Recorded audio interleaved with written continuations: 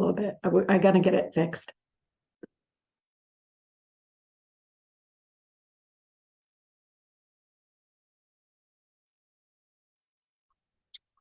All right.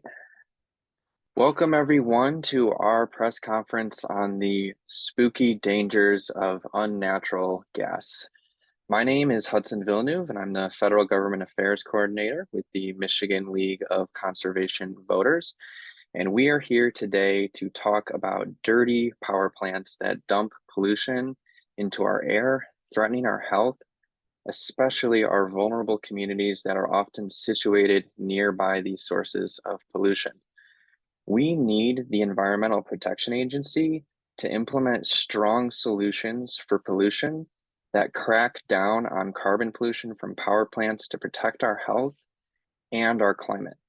The fossil fuel industry spends millions of dollars each year lobbying on ad campaigns to convince the American public that these power plants are a clean alternative for generating electricity, but the reality is that they produce massive amounts of environmental pollutants like soot, smog, carbon, and mercury. We've assembled a dynamic panel here today to discuss the impacts of these polluting sources on our communities. We need the EPA to update these standards because communities like Dearborn and Representative Tlaib's district are being impacted by all sorts of sources of pollution, and namely power plants. Power plants contribute to roughly a quarter of climate pollution in the United States, and almost 60% of power generation comes from burning fossil fuels. So with that, I'm going to pass it to Congresswoman Rashida Tlaib to talk a little bit more about the impacts of power plant pollution. Thank you so much, Hudson. Thank you all, especially the incredible Moms Clean Air Force and the League of Conservation Voters for this important event for our public health and our environment. As you all know, people organizing, speaking up in their communities is what drives the real change that protects us from corporate polluters. And we know we can't wait on the EPA. We need to make it possible for them to fail. We need to make it impossible for them to fail to act. As you all know, power plants account for 25% of all climate pollution in the United States. Their toxic operations are particularly harmful for pregnant people and can cause difficult health problems before and after birth. EPA's new proposed power plant rules go after some of the biggest operations in the nation, but they leave 95% of fossil gas plants unregulated. This is an issue that impacts communities in nearly every state across the country, including my district. Every day that there are dirty gas power plants like DTEs operating in our communities is another day our families are breathing dirty air. We don't need so-called tweaks. We need strong new standards from the EPA that actually cut down on carbon pollution from all power plants and hold them accountable for the damage they are doing. We need to regulate more gas plants, not fewer, so we can protect the health of our communities while fighting climate change. The fossil fuel lobbyists and their allies in Washington, D.C. are already fighting hard to spread misinformation per usual and weaken the EPA's proposal that already, again, does not even go that far. We have to do everything possible to push back and urge the administration and EPA to develop more protections, not fewer. Those lobbyists want more money, but we want our lives. I am proud to stand with all of you as we fight to ensure the Biden administration puts people before profits of corporate polluters. And as someone that grew up in Southwest Detroit and now representing Southeastern Michigan communities, including the city of Dearborn, I can tell you our communities have been waiting far too long for our government, their own government, to protect them. So please continue to speak your truth, continue to try to save lives. Again, the children in my community do not deserve to pay the toll of the inaction. Thank you so much. Thank you, Congresswoman Tlaib. And now I'm going to hand the mic over to Keith Kiyama, CEO of Green Door Initiative. Good morning, everyone. Good morning to the audience and my fellow panelists. Thank you to Climate Action Campaign, Moms Clean Air Force, Black Millennials for Flint, and League of Conservation Voters. So I'm going to touch on something that Representative Tlaib mentioned towards the end of her speech. So she mentioned that she grew up in Southwest Detroit, and that's what my talk is going to be specifically on. So because Southwest Detroit is congested with steel mills, coal-fired power plants, gas flares, billowing smokestacks, towering piles of coal and petroleum coke, a salt mine, wastewater treatment plant, and one of the nation's largest oil refineries. I think we all know who that is. Because of that and areas like Southwest Detroit, you have high rates of asthma, cancer, brain damage, heart disease, respiratory problems, miscarriages, birth defects, and cognitive impairments, all of which are tied to air pollution.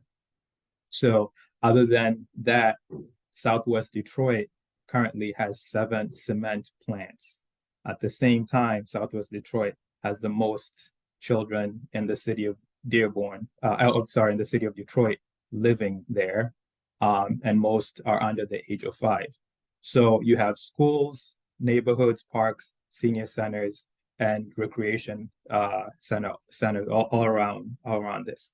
So at this time, the Levy Company, Edward C. Levy Company, is seeking a permit from EGLE, which is Michigan Department of Environmental, Great Lakes, and Energy, to build a cement grinding plant in Delray in Southwest Detroit. Levi plant number 6 has received 12 violations since 2018. So this is where we call upon the EPA and EGLE and even the local governments to do more to develop additional protections for communities that have historically borne and the brunt of deadly pollution. So what we're trying to do here at GDI, the Green Door Initiative, because our mission is to ensure that everyone is environmentally literate, capable of promoting and living out a sustainable lifestyle, regardless of race, income, and zip code.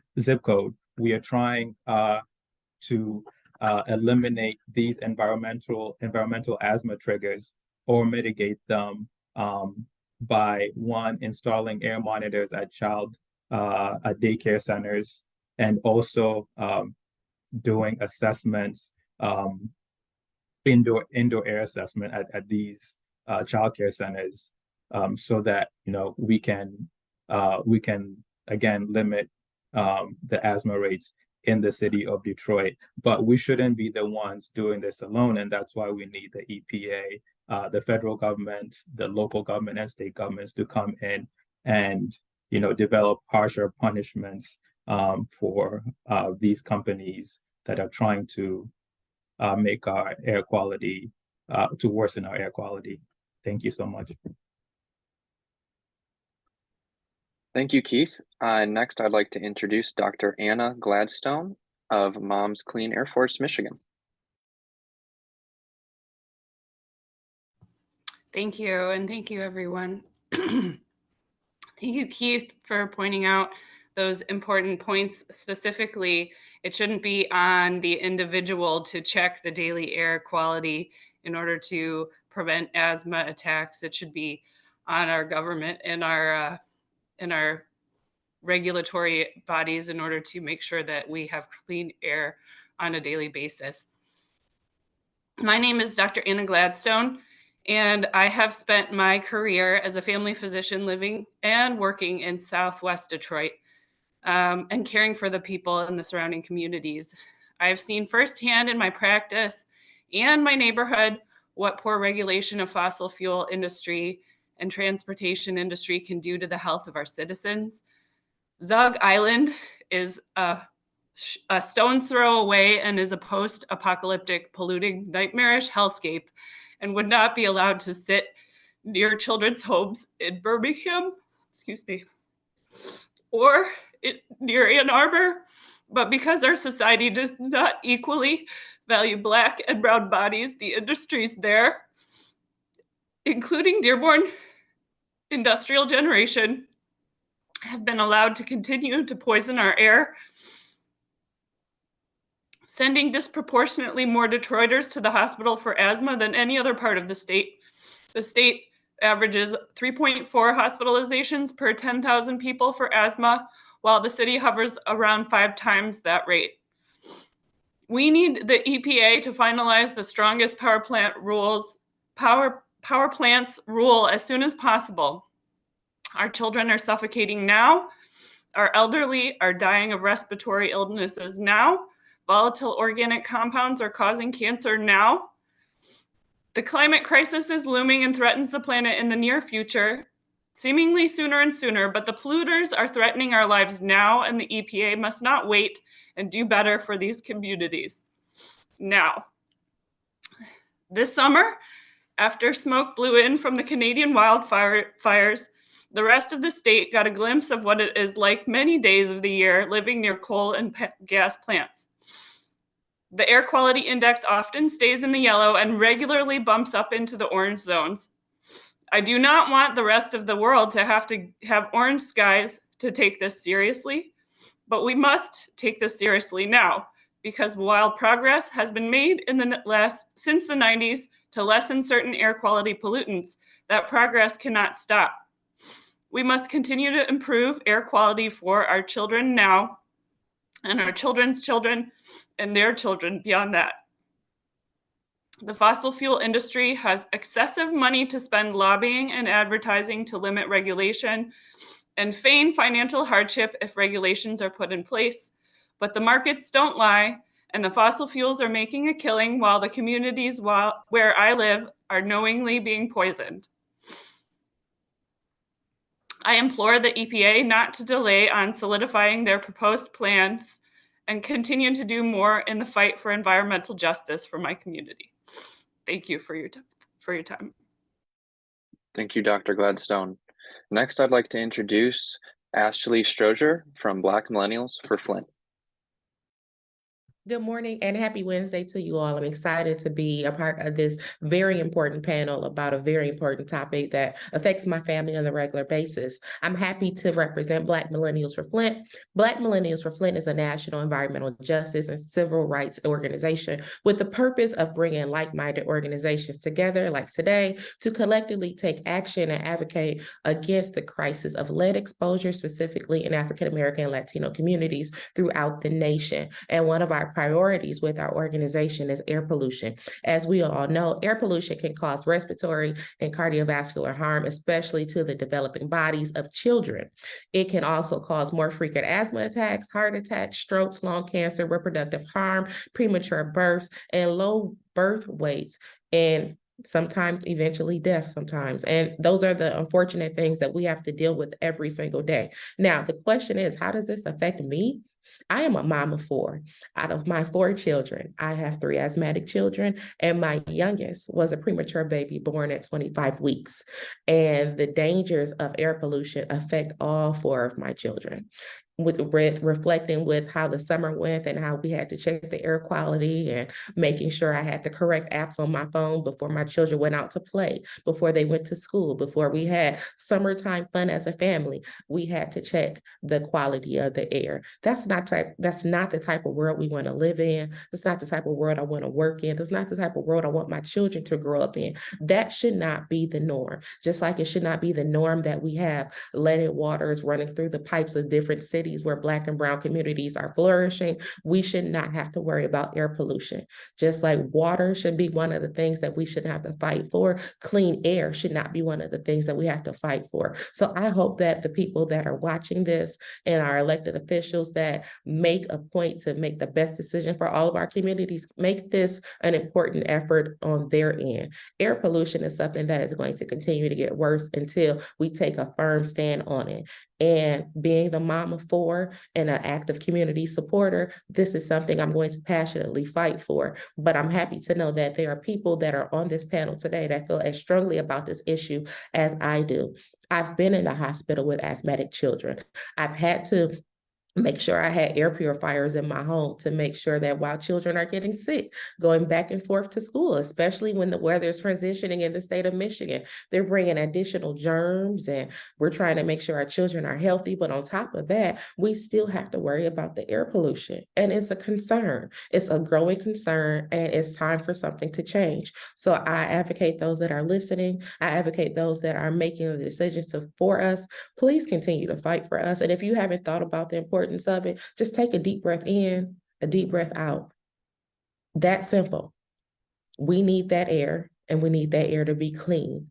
That's the only way that our communities are going to continue to be healthy and flourish. That's the only ways that we can make sure that our children have what they need. And those are just basic needs. Basic needs.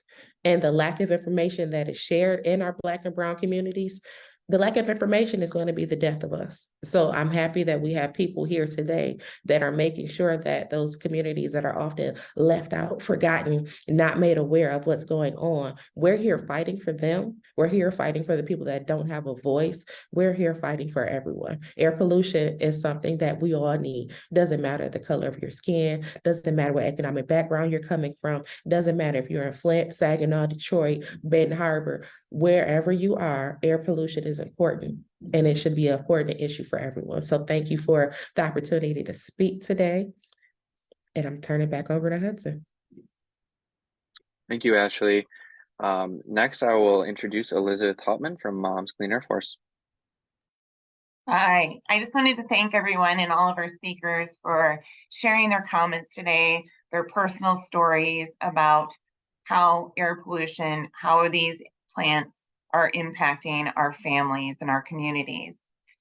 Speaking of, can you talk, or can someone here talk about from how your organizations are working with communities that are living near gas plants and what opportunities there are to take action?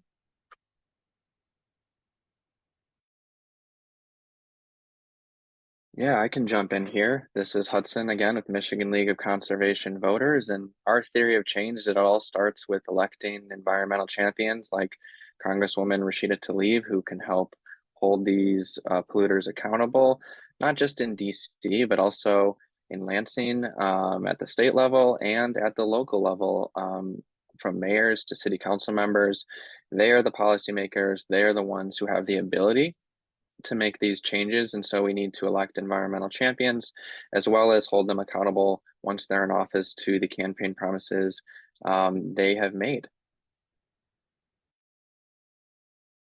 Yeah, in addition, our organization also has a petition, an online petition that goes directly to the EPA and the Biden administration. So we invite folks to go to www.momscleanairforce.org and go to our Take Action section where you can participate in sharing your voice. We have a petition that kind of gives everyone some additional information about these rules, but it also gives you an opportunity to add your own comments as well. Would anyone else like to take that question before I move on to another? Yes, Keith Gannon from Green Door Initiative here.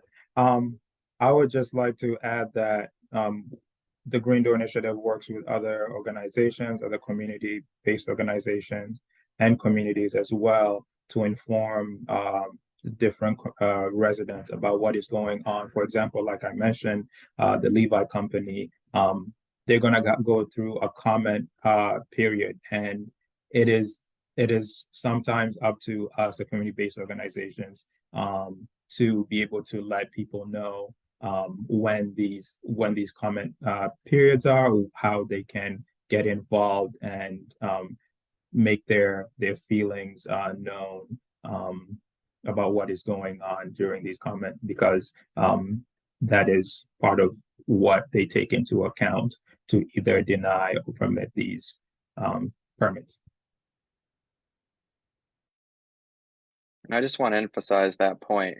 You may not think your voice matters, just filling out a government form to make a public comment, but we know industry is going to be making public comments for their case to pollute. And if we don't make our voice heard, they're going to be the only voice in the room. So we got to make sure we have a seat at the table and fill out those comment forms and make our voice heard.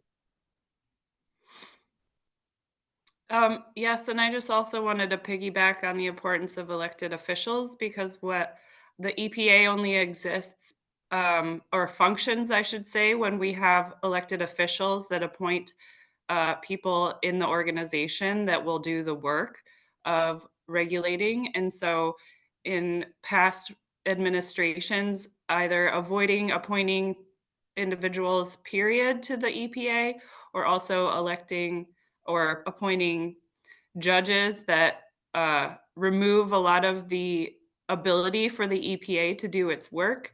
Um, it's essential that we pay attention to who we elect in order to make sure that the EPA can function as it is supposed to.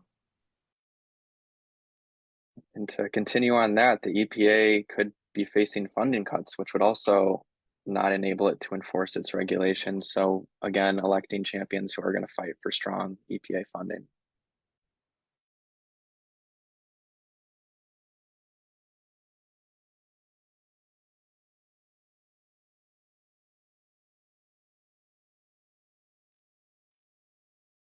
I also have another question for folks, if you're willing to at least talk about is, there is some misconception sometimes that gas is better than coal.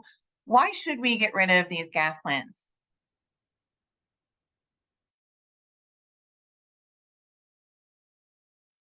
I'm happy to jump in here.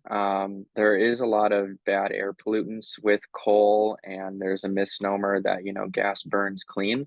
But in terms of carbon pollution, the type of pollution that contributes to climate change and global warming, the emissions are equal when you account for the upstream emissions of all the leakage of gas from pipelines and from the fracking process. So, in terms of making our storms worse, increasing flooding, increasing heat waves, burning gas is just as bad for the environment and our health as burning coal is.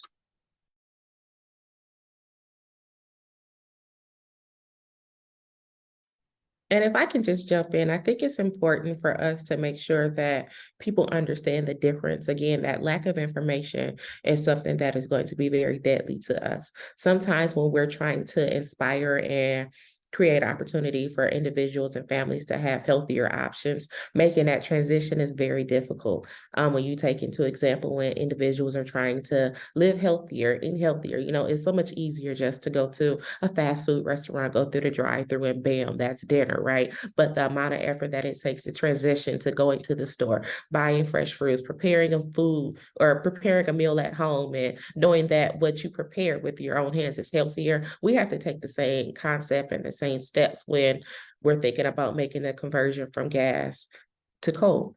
Because again, it's a transition. Sometimes when you've done something for so long and that's what you know, when you're introducing new information, sometimes all the facts are not given to you. Sometimes no facts are given to you. So the more that we educate the communities that are being affected and we educate the communities that are actually being poisoned and don't realize it, I think people will be able to jump on board and understand, hey, let's give this a try. If it's going to make my life better, let me do this. If it's going to make my children breathe air easier, let me give it a try. But until people understand the importance of these changes, we're not just trying to come in and say, this is what you need to do. We need to make sure we're explaining the why so that people can take it personally and see that, no, this is really what's best for you, but we want you to give it a try so that you can have a better life.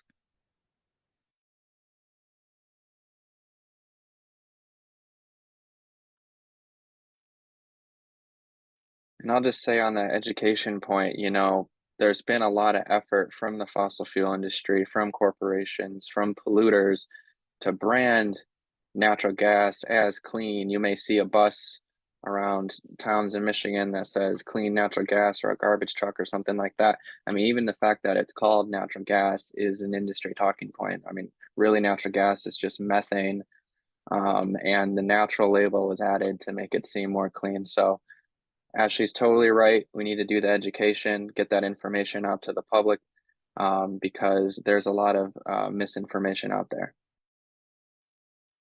And it looks like our last question from our audience is, in this proposed power plant rule, are the biggest, most polluting gas plants covered in this rule?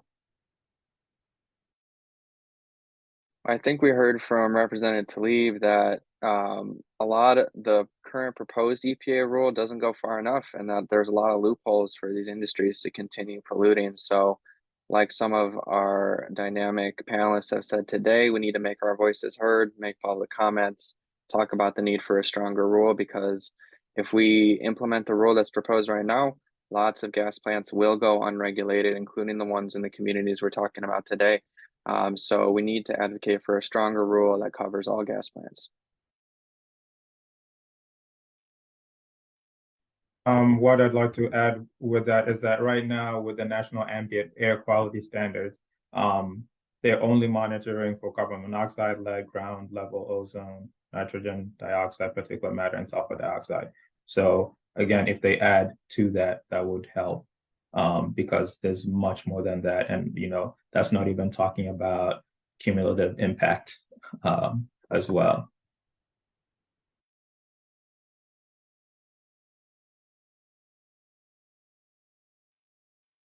Well, I would just like to thank everybody for their comments today, answering these questions. I did feel everyone's heartfelt comments and passion when it comes to these issues and protecting our families and asking the EPA for the strongest possible rules to protect our families and our communities from air pollution and climate change. And with that, I'd like to thank LCV, Black Millennials for Flint, Green Door Initiative, Dr. Anna Gladstone, and of course, Congresswoman Rashida Tlaib for joining us today and making this very important information available for everyone. So once again, I will invite folks to go to our website, www.momscleanairforce.org, and please go to the Take Action section and let your voice also be heard today. Thank you again, and I hope you all have a wonderful rest of your week. Thank you. Bye, everyone. Be safe. Thank you. Thank you. Bye.